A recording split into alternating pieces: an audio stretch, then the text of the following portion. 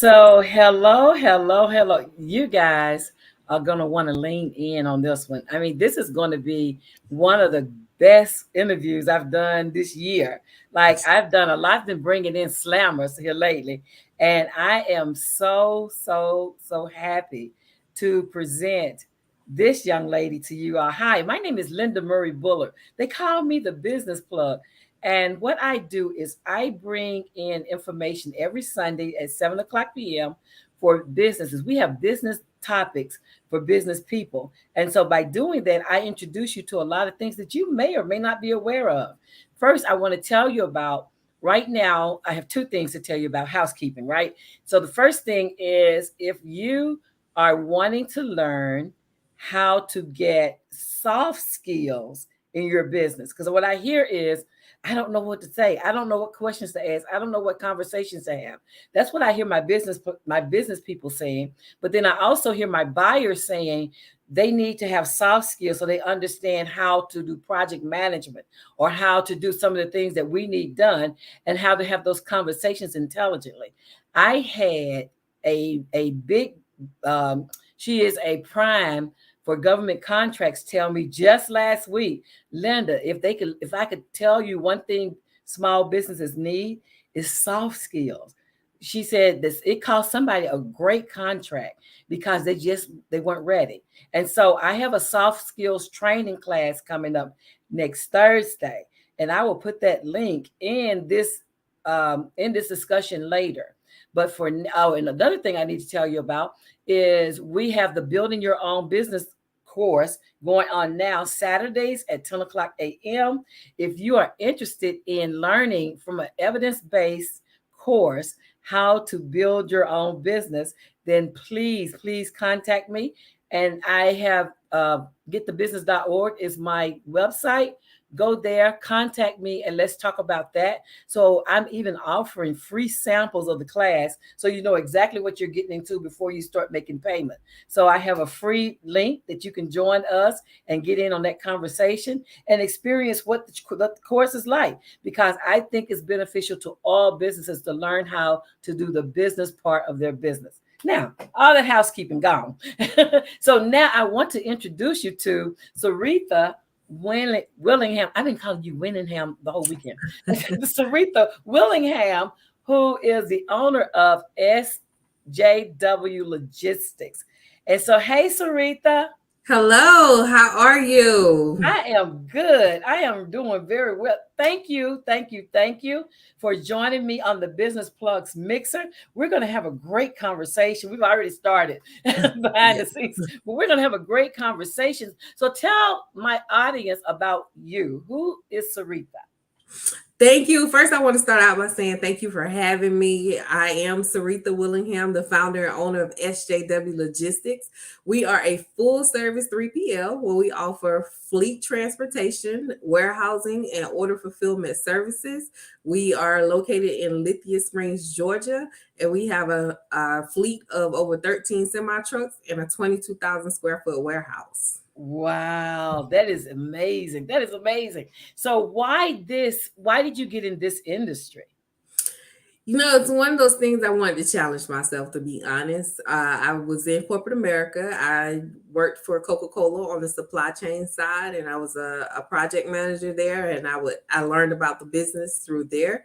Then I moved on from Coca-Cola to XPO Logistics, where I was able to see things from. I'm a certified IT project manager, so I was Okay. able to see things from the top down because it was all systematic. So my job when I got there that I didn't know was impossible was to merge all systems, Mm. all their transportation and total management systems into one from Oh, all the businesses they acquired. So then when I got to learn about all the businesses they acquired, I learned about last mile, truckload, less than truckload, all kind of logistics stuff. And then yeah. it piqued my curiosity. So what's XPO role into this? And learning that I was like, oh, I think I could do this on a smaller level. I think I Yeah. can do this. So with COVID and everything, all my projects got put on hold. Nobody needed any project management. So I took the opportunity to start my own 3PL.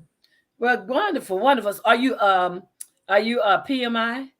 Yes, I am PMP certified. Yes. Wonderful. So am I. So, Oh, nice. yeah. So for all the project managers out there, that's a shout out for us. Yes. PMI is the leading certifier of project management in the world, not just the country, but in the world. So congratulations, because that's the hardest test I ever took in my life.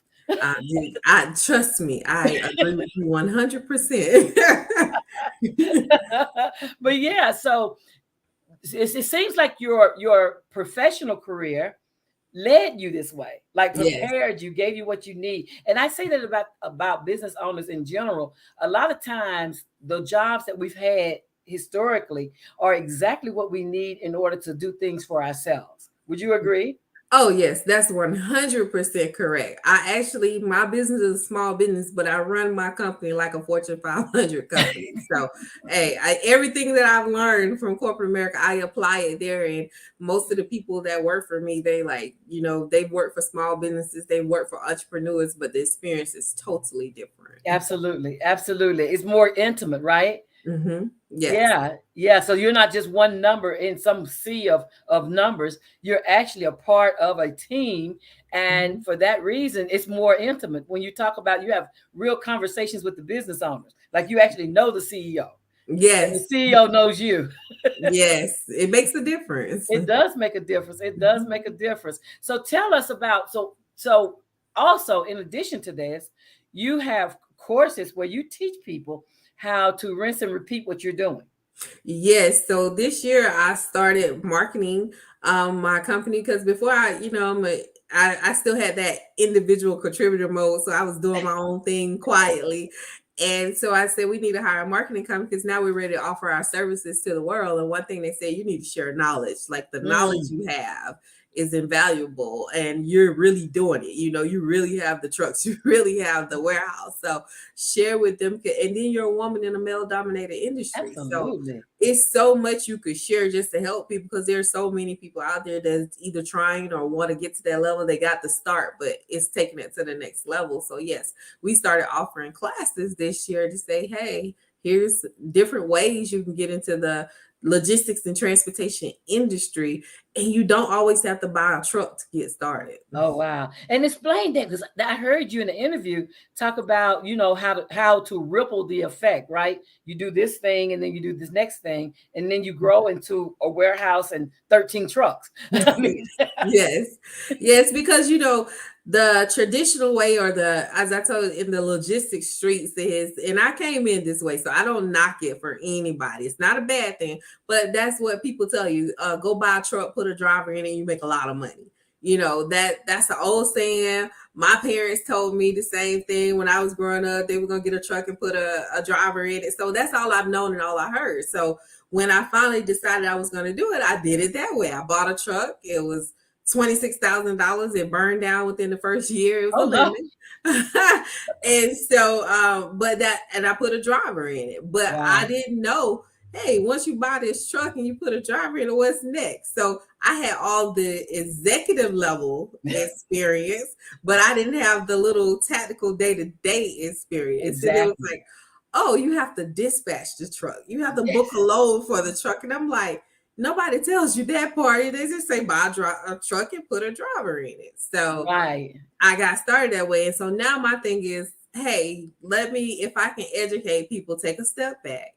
Before you go spend money on that truck, which is too high at this point in time for a small Like business. everything. Yeah. Yes, but before you do that, learn the industry. I Mm. could tell you several different ways to get into the industry, from dispatching to brokering to compliance. I could go on and on about low cost and effective ways to get in that's going to require just as much energy and effort Mm. as buying a truck and putting a driver in and then dealing with that. So Okay. those Okay. are some things that I always share with my story. Like, in hindsight, I probably could be at the same level or bigger if I would have started differently. But this whole thing that you went through, like what I hear from your story, is nothing's wasted. No, not at all. Not at all. Because I tell people, I remember being in church, and when I said I was going to start my business, the other thing people tell you, you need to learn how to drive. You need to get your CDL. You need to learn how to drive. And then I started studying other people companies that are at the top, the JB Hunts, the Snyders, and everyone. I'm like, none of these people got these CEOs don't have no CDLs. So Yeah. why do I need to have a CDL?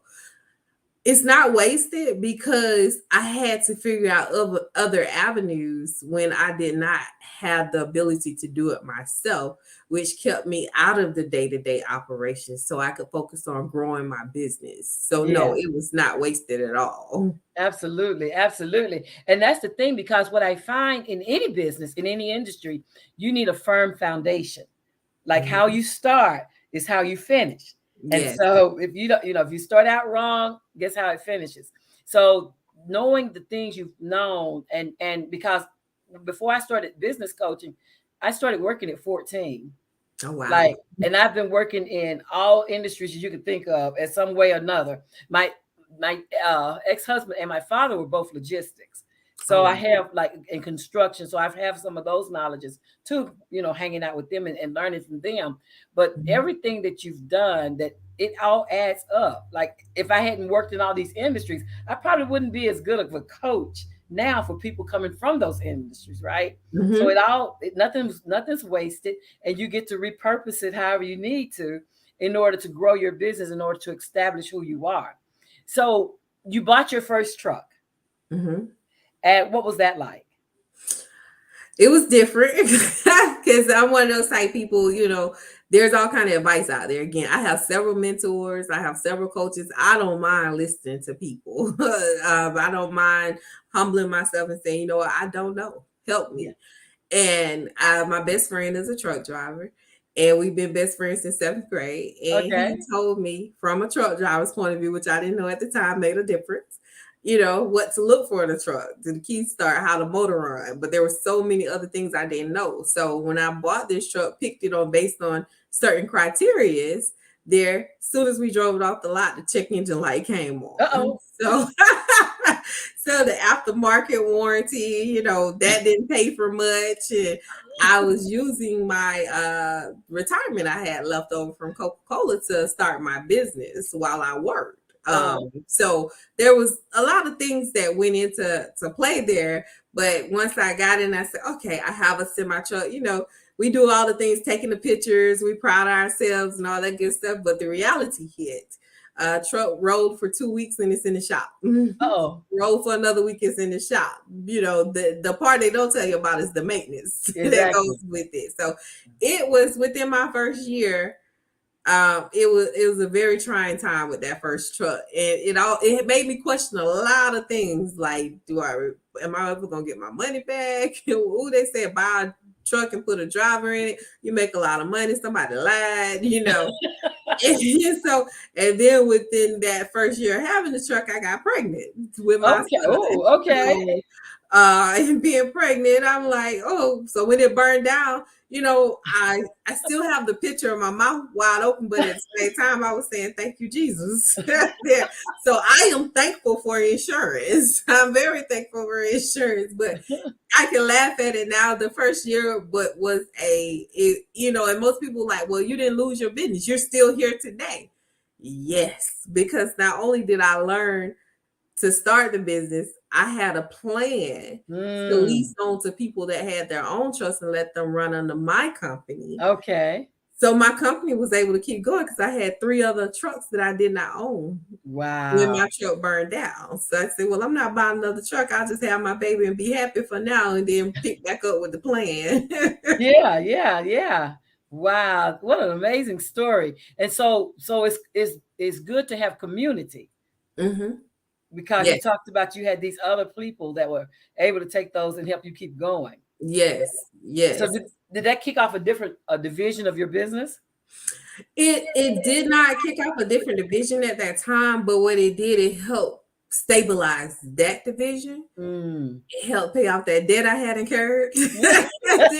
But it also, in stabilizing it, it gave me the opportunity and time to revisit the plan to say, okay, because I believe in failing fast. If we're gonna Okay. fail, let's fail fast so we can pick back up and move. So it gave me time to really look at, okay, you failed with this first truck, but what can you do differently when you buy the next truck? Mm. And that's what it allowed me the opportunity to do, because I still had a plan of having more than one truck. I didn't just want one truck. Right. And so when you start off like those connections, so the different um, factors that you've named, like you named the brokerage, you named Hmm. the third party carrier, and then you named the logistics, the 18 wheelers. Hmm. So when you start those different divisions, how did you know it was time to start the next one?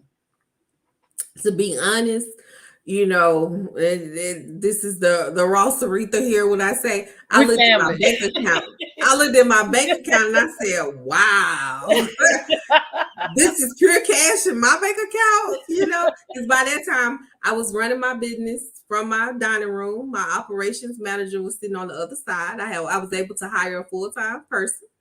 And like I said, COVID was going on, everything was shut down. So I had to turn my dining room into an office. But in looking at my bank account, I was like, wow, we have 7 semi trucks with us. I have a full time operations manager, and I'm running it all from my house. Wait, what should I do with this money? So I thought about a new car. And I said, no, no, no, no, no. The plan is to reinvest and grow. Mm, And when I saw that, I said, let me discover what new line of business we want to open. hmm. And it started out with brokerage. It started out with roadside service. Like, we had 3 different lines of business because I involve my team and my husband in every decision that I make. Even though I make the final decision, I still say, well, let me get other people's opinion. I talk to my mentors, and a lot of my mentors don't even know logistics, but they know business. Right. So just talking with them and telling them, and I had did the financial plan and saying how long it would take to break even, what's the revenue to come behind it, all that good stuff. And we landed on warehousing. Mm, And it was more expensive than starting a brokerage. It was more expensive than starting a roadside service business that we were looking at. But it tied together with what the vision that we wanted to be 5-10 years from now. okay. So, and it was like, you have the funds, you had the timing is right, warehouse space is available, go for the warehouse. So that's how we knew it was time. I love that. I love that you talked about the 10-year vision, right? Hmm. Because a lot of small businesses are just thinking day to day, check to check, payment to payment. And Hmm. it's important, like I teach vision statements. Like it's important to have a vision statement when you're starting out. And it's important for you to make moves that go toward that business statement, that vision statement, right? You said you already had the plan. So this that became the right thing to do simply because it fit within the plan. Yes, yes. And like I say, when you're making money and you see it and you don't have a lot of overhead, it's so easy to get off that vision. It's so easy to get off that plan. And, Mm. just being able to have the right people around me, the right team around me to say, no, you stick with the plan. Yeah, yeah. It's a small sacrifice for a big game, and your vision, you know what you want, go for it. So, Absolutely. That is such good stuff. That is real good stuff. And that's the thing, knowing what you know today and looking back at all the different lessons learned, mhm.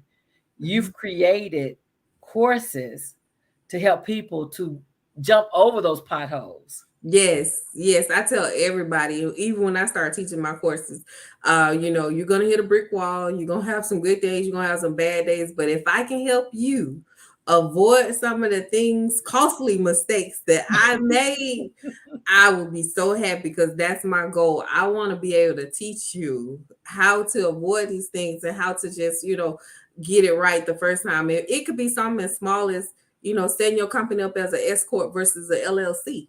Hmm. But you got to have a business plan Absolutely. to know that that's what you want to go before you go get your business name, before you set the kind of, you got to know. So those kind of things, like I say, I did the typical: buy the truck, put a driver in it, create your LLC, put trucking in your name. I did that. So then, years later, we're doing business as SJW Logistics, and we're changing to S corp.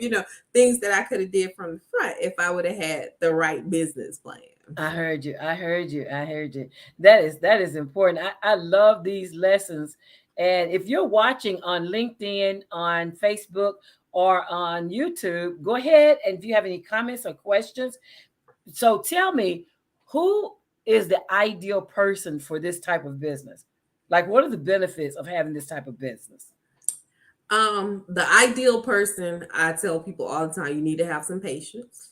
Mm, You got to have patience. The ideal person will have to have patience. I can't stress that enough. You will have to have patience to have this business. You will have to be able to have good customer service for mm, this business. You got to be able to listen.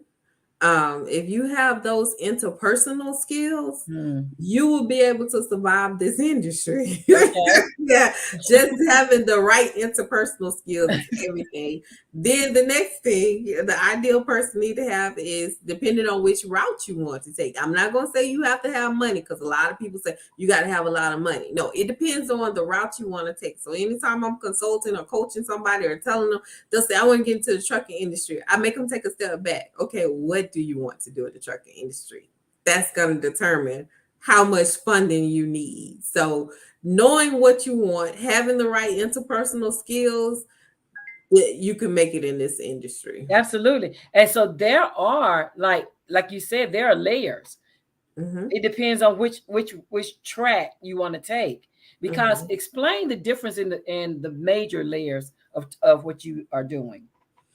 Sure. So, like for the logistics side, there are so many different lines of business and job roles. So when a person comes to me and say, "I want to be in logistics," well, do you want to be a data analyst? I mean, because you could be a data analyst in logistics. Do you want to drive the truck? Do you want to manage the truck? It's different things. So with the different layers, I'll name the big hitters, which is dispatching, brokerage, warehousing, and the fleet transportation. Those are the top four that are very common Mm-hmm. to everyone. But one thing I tell people, it just be people just be in awe. You can learn dispatching even if you're not going to start a dispatching business. I recommend that because it teaches you every part of the business. It touches on every part of the business. If you learn dispatching, you can't go wrong with learning how trucks work, how drivers work, how shippers, manufacturers work. You learn how brokers work. Like it is the basic foundation of getting Mm-hmm. into the logistics industry. And I advise people that just have trucking companies or warehouses, learn dispatching because you'll get to learn what all goes into it and how it ties everything together. That's smart. That's smart. Mhm. Yeah, and because I had some clients a while. It's been a while ago, and they were wanting to do the brokerage and the truck. Mhm. They were going to. He was going to get loads, and then he was going to use his trucking side to fulfill those loads. Mhm. And guess what? Both of those require Yeah. dispatching. Both of them require dispatching. So you can't get around dispatching. I don't care how you look at it. Yeah, yeah. So that's the place to start. So what type of skills other than the knowledge itself, what other type of skills does this person need to have? That's the beauty of it. You can be trained. Dispatching, while it's one of the most intricate things that could teach you everything about the logistics and transportation industry, it doesn't require a lot of skills. Mm, You just need to be able to listen, read, their study, and understand how the transportation industry work, what your role will be, what's expected of a dispatcher. And it doesn't require a master's degree, a bachelor's degree, even an associate degree mm. to be a dispatcher. So it's very low education requirements to get into dispatching. Wow, wow, that's amazing. And I know the different types of trucks. Like, um, I was trying to think of the load, and I've had COVID, so the brain is kind of crazy. But I know you have like the refrigerated trucks. You have Mhm. those that you see on the road that has like parts on them, and then you Mhm. have some of them that are just the carriers that have things inside of a locked Yeah. trailer. Like I know there's different parts of that, and Mhm. so just understanding that would be helpful, right? Yes, so that's one thing we tell people when they say, "Okay, I do want to be a dispatcher." Well, define what you want to dispatch because, like you just said, they're refrigerated. They call those reefer trailers. Right, reefer. You have the dry van, you have flatbed, you have low boy. Flatbed, that was it. You Yeah. could go on. So what are you going to specialize in all of them, which I don't recommend, or are you going to pick one? You have intermodal with the containers, and then you have the box trucks, you have the courier services. So there's so much you can dispatch in the trucking industry. So yes, I tell people pick one to get started. If you've never done it, you don't have an understanding, pick one to get started. Focus on that one, build it, then expand. Yeah. And we're having like a supply chain problems anyway, right? So it Yeah. makes getting into trucking. Yes, problem is an understatement. So supply chain, it is definitely disrupting the transportation industry. Remember when COVID first hit, the supply chain issue was there not enough trucks because of the demand and supplies needed to put product on the shelves. Now we don't have enough truck because they were so focused on putting products on the shelves, they stopped manufacturing parts to fix the truck. So yes, we're having a lot of issues. I love it. And these are things, conversations that you don't really, unless you're in that industry, you don't even know things like that are happening. No, you don't. But honestly, people are like, well, you have this that seems to be going well, but behind the scenes, I have trucks that have been sitting since March and April. Wow. Because parts hadn't been manufactured since November of last year. Wow. Ain't nothing we could do about it. Wow. That's interesting. Wow. That is unbelievable. Unbelievable.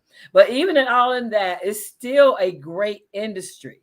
Because our industry comes with its nuances, right? Everything, it doesn't matter if you're selling hot dogs or if you're shipping logistics. Like each industry you get in, learning about that industry, learning what's happening in it, and becoming educated in more than just trying to sell something. Exactly. So the good thing about it is if you go through something, you know how to overcome it, right? So with being in this industry, again, we grew, we didn't grow too fast, but we were able to now see, okay, you know what? It was a smart move to not put somebody else in that truck because we may need it for backup. It gave me reasons to have that, as we call it, business continuity plan to say Absolutely. what will happen if I don't have this, or what will happen is that we have drivers that want to join the team and we're like, yeah, we have a truck sitting, but we have a loyalty to the drivers that are already on the team, and we know the issues that are coming. So we can't keep growing because as you grow, we don't want to be putting jobbers out of jobs. Right. We can't get Exactly. parts. So everything that you can experience, good or bad, there's a lesson behind it. And you put a plan in place to say, you know what can I do to prevent this or avoid this? And I tell my team all the time, I like working in proactive mode. I do not like reactive. I tell you. I get it. I get it, because it's like the cart dragging the dog instead of the dog dragging the cart, right? Yes. Yes. Absolutely. Absolutely. And so how long have you been in this industry as far as a business owner? As far as a business owner, for a little over 5 years. A little over 5 years. Wonderful. And in that time, and so let me make the correction of my post because we talked about her 8 figures, right? I said when I heard she was making 8 figures, I was like, yeah, I gotta get her in. But in all actuality, what that conversation was, she was talking about how she's working on getting to the 8 figures, but she's at 7 figures, guys. So she's at 7. But look, at 7, that's nothing to sneeze at. That's still like in 5 years. That is nothing to sneeze at. So congratulations to you, ma'am. Thank you. Thank you. Your hard efforts are showing. And I am still impressed. Thank you. Thank you. We claiming the 8 figures though. We don't claim it. Absolutely. That's next. Next up, 8 figures. Absolutely. I see that for you. And so when people want to get in contact with you and learn from you, sit at your feet and learn what you know and learn how they can shortcut to where you're at, right? Because you're going to shortcut them there. So what does that look like? Well, if they want to get in touch with me, they can, we have our website, sjwlogistics.com, where I offer consulting for those that want the one-on-one. We have started our Logistical Mix University, where you can go to www.logisticalmix.com, where we're offering different classes for different things. We have another 5-day dispatch challenge coming up. I'm also in the process right now. We're in our second month of my freight broker group coaching, which is a 3-month class to teach people how to get into the industry through freight brokering. So we have a host of things that we're doing. And what I love about my classes, because I've taken other people's classes before, I give live experiences. I have the luxury of having drivers, trucks, brokers, warehouses. So I get to use the people around me to come into my class, and we do live role playing, because the biggest thing that people have when they're trying to get into this industry is fear. I had it, so they have fear, making that first phone call, booking that first driver, calling that first customer and getting rejected. So everybody has that fear. And then when you got to spend money, it's even a bigger fear in there. so we've started offering those classes. So that's one way you can get in touch with me and get to me directly, either through the consultant or through the classes. But I'm also on LinkedIn at Seretha Willingham, or at SJW Logistics. And we have our Facebook, SJW Trucking and SJW Logistics. And we also have Instagram at SJW Logistics. Yeah. And all of those ways to contact her are in the description of this video. So if you're watching, go ahead and subscribe to her channel and mine. Go ahead and hit the button, the bell, so that you will know when we're online or when we're doing some different things in our groups, so that you can join in. Because catching the information live like this, you get to ask any questions you have, you get to participate in whatever's going on, and it makes it a better learning experience for you. So go ahead and subscribe to all her pages, hit the bell for the notification bell, so when she's on, you'll be able to have conversations with her, and continue to follow us and continue to support us. And if you know anybody who has a logistics company that's struggling and they need a coach, they need a mentor, then here you are. So link them with her, right? And so when we're talking about this, and we're talking about the different classes you have coming up, the 5-day challenge, tell us about that. The 5-day dispatching challenge, again, is one of the easiest, low-cost ways to get into the transportation industry, or just to build your knowledge about the transportation and logistics industry. So what I do for 5 days, we meet for 1 hour a day, Monday through Friday. And I teach you how to set up your business. I give you a guide. And the thing about it with this class, I give you everything. I give you your contracts to set up with your drivers. I'm trying to eliminate all the manual work. So all you have to do by the time you get out of class, if you have your business set up, is start calling on carriers to start dispatching, grow your business. Wow. But we also have live role playing. We book loads live in the class. We have drivers come on and let people experience what it's like as a driver, and different types of drivers, because people don't realize there are different types of drivers, from owner operators to company drivers. So we share all of that knowledge. So although it's 1 hour a day for 5 days a week, you're getting a lot of information, a lot of knowledge, a lot of materials in there to help you get started and move into dispatching and removing the fear of dispatching. And so well supported is a thing, right? Yes. Because all that sounds like well support. So you're not just jumping off a cliff and not knowing what the next thing is. Like you said contracts.